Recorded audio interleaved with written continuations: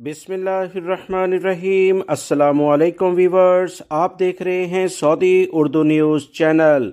Saudi महकमा traffic की जानिब से गाड़ी खड़ी करने के लिहाज से मुख्तलिफ कवानीन में तब्दीली की गई है और बताया गया है कि वो कौन सी मखसूस जगह हैं जहां पर गाड़ी को खड़े करने पर चालान किया जाएगा। सऊदी महकमा ट्रैफिक का कहना है कि ट्रैफिक कवानीन पर अमल करना हर एक की अव्वलीन जिम्मेदारी होनी चाहिए। ऐसे मकाम जहां गाड़ी वक्ती तौर पर भी खड़ी करना सख्त मना है, इसके बारे में आवाम में आगाही मुहिम शुरू की गई है ताकि वो चालान से बच सकें। सऊदी महकमा ट्रैफिक का कहना है कि वो तमाम मकामात जो स्कूलों के तलबा की गुजरगाहों से 1.5 मीटर के दायरे में वाक़या हों, ट्रैफिक की रवानी के मुखालिफ सिमत में गाड़ी खड़ी करना भी सख्ती से मना है। मजीद जो इतलात आई हैं कि मखसूस पार्किंग जो कि माजूर अफराद के लिए की जाती है, वहाँ गाड़ी खड़ी करना सख्ती से मना है।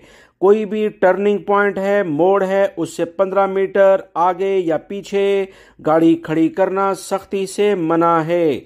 सऊदी महकमा ट्रैफिक ने मजीद बताया कि पैदल चलने वालों के लिए मखसूस राहदारियों यानी फुटपाथ पर, पुलों के रास्तों के दरमियान या रास्तों को बीचों बीच गाड़ी खड़ी करना सख्ती के साथ मना है। गाड़ी खड़ी करके चाहे आप उसमें बैठे ही क्यों ना हो, इंतजार करना भी कवानीन की खिलाफ वर्जी में शुमार किया जाएगा। पैदल चलने वालों के लिए मखसूस फुटपाथों पर गाड़ी पार करना, सिग्नल से 15 मीटर आगे या पीछे गाड़ी खड़ी करना, दायरे के दरमियान में गाड़ी रोकना या खड़ी करना किसी भी लेवल पर काबिल कबूल नहीं।